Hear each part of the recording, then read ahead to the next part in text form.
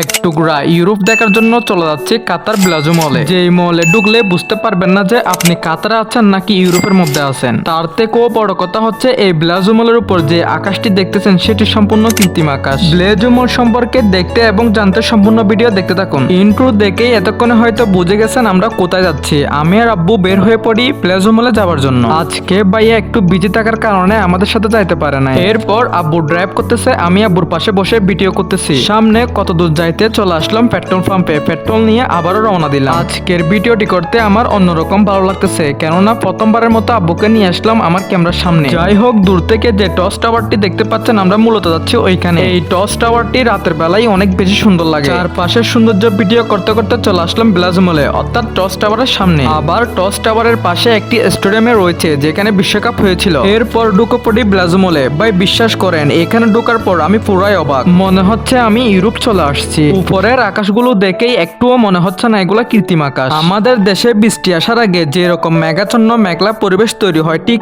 এমনই পরিবেশ এই ব্লাজো মলের ভিতরে। আবার হালকা হালকা ঠান্ডাও লাগতেছে। আসলে এই ফিলিংসটা অন্যরকম, বলে বুঝাতে পারবো না। মাঝখানে আবার একটি ছোট কৃত্রিম হ্রদও আছে। শুধু তাই নয়, কৃত্রিম হ্রদে চলতেছে ছোট ছোট নৌকা, যেগুলো দেখে একদম চোখ জুড়িয়ে যাচ্ছে। তার উপর দুই পাশে সাজানো হয়েছে সুন্দর সুন্দর দোকান, যেগুলো দেখার জন্য ছুটে আসে হাজার হাজার দর্শনার্থীরা। এই ব্লাজো মলটি চালু করা হয় 7 জুন 2006 সালে, কিন্তু অগ্নিকাণ্ড হওয়ার পর প্রায় টানা 6 বছর এই মলটি বন্ধ ছিল। এই অগ্নিকাণ্ডে প্রায় 19 জন মানুষ নিহত হয়। ফলে কাতার সরকার এই মলটিকে বন্ধ করার ঘোষণা দেন। দীর্ঘ 6 বছর টানা বন্ধ থাকার পর আবারও 20 সেপ্টেম্বর 2012 সালে মলটি চালু করা হয়। এই মলটির প্রতিষ্ঠাতা হচ্ছেন আব্দুল আজিজ মোহাম্মদ আল রাব্বান। এইখানে প্রায় দোকান রয়েছেন 220টিরও অধিক। প্রায় 3,60,000 বর্গ কিলোমিটার এলাকা জুড়ে এই মলটি অবস্থিত। শুধু তাই নয়, এই মলটির সামনে গাড়ি পার্কিং করা যাবে প্রায় 3,000-এরও অধিক। এই মলের প্রধান আকর্ষণ হচ্ছে কৃত্রিম আকাশ এবং কৃত্রিম হ্রদটি। এই মলটির সৌন্দর্য এবং নামি দামি সব ব্র্যান্ডের দোকান সবাইকে অবাক করে দিয়েছে। এই মলটির মধ্যে ইংল্যান্ড, আমেরিকা, ইতালি এবং জার্মানির মতো অনেক বিখ্যাত ব্র্যান্ড সহ 200-টিরও অধিক দোকান রয়েছে,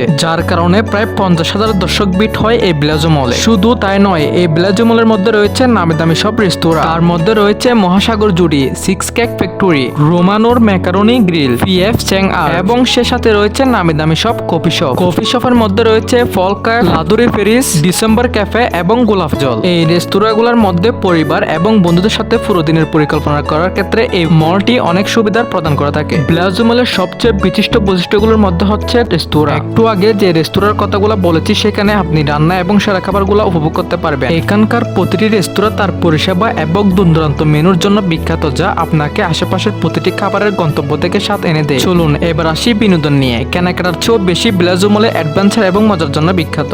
এটি দোহার বৃহত্তম বিনোদন কেন্দ্রগুলোর মধ্যে একটি, যেখানে আপনি সিনেমা বা গেমস যেমন আইস রিক রাইড এবং আরো অনেক কিছু উপভোগ করতে পারবেন। সিনেমা এবং থিয়েটারের অভিজ্ঞতা এমন একটি জিনিস যা আপনি মলে ভ্রমণের সময় মিস করতে পারবেন না। কেনাকাটা এবং খাবারের মতোই কাতারের ব্লাজো মলে সিনেমা আপনার দিনের জন্য একটি মজাদার সংযোজন হতে পারে। উন্নত স্ক্রিন এবং মানসম্পন্ন পরিকাঠামোর সাথে ব্লাজোর সিনেমা, যেখানে সিনেমার অভিজ্ঞতার জন্য সেরা বলে পরিচিত। এই ব্লাজো মলে গন্ডোলা থিম পার্ক নামের একটি পার্ক রয়েছে। আপনি চাইলে আপনার পরিবারের সাথে সেরা সময়টা এখানে কাটাতে পারবেন। গন্ডোলা থিম পার্ক হলো দোহার অন্যতম প্রধান আকর্ষণ, যেখানে সম্পূর্ণ বিনোদন এবং রোমাঞ্চ রয়েছে। এইখানে রাইড, বোট রাইড, গো কাটিং এর মতো ক্রিয়াকলাপ এবং আরো অনেক কিছু রয়েছে, যাতে আপনি কিছু রোমাঞ্চ এবং হিমশিম অনুভব করতে পারেন। বলতে গেলে এখানে নাই বলতে কিছু নাই, সবই রয়েছে এই ব্লাজো মলে। এতগুলো কথা বলার উদ্দেশ্য হচ্ছে একটাই, আপনাদেরকে এই ব্লাজো মলের সিনগুলো দেখানোর জন্য। সো আজকের ভিডিও এতটুকুই। কাতারের এইরকম সুন্দর সুন্দর জায়গাগুলোর ভিডিও পাওয়ার জন্য লাইক, কমেন্ট, শেয়ার করে পেজটিকে ফলো দিয়ে সাথে থাকবেন। ধন্যবাদ।